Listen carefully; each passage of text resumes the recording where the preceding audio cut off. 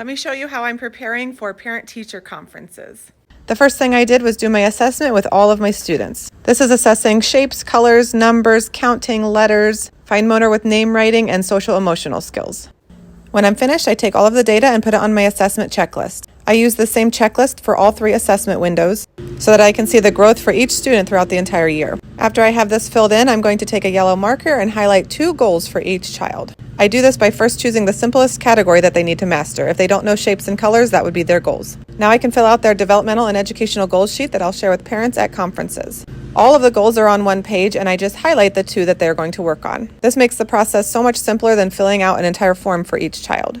Now that I have their goals, I'm going to work on their goals during small groups at center time. So I'll write students' names under each category for their goals, and then I'll plan small groups around these goals.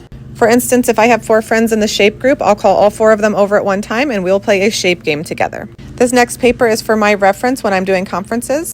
It is so important to build rapport with your families, so you always want to start with the positives. So make sure you have some kind of positive feedback for each child. After you share this information, you can move on to areas for growth. If you have a hard time coming up with what this might be, here's a list of positive ideas and areas for growth. This is all part of my Ultimate Parent Teacher Conference Bundle on my website, preschoolvibes.com.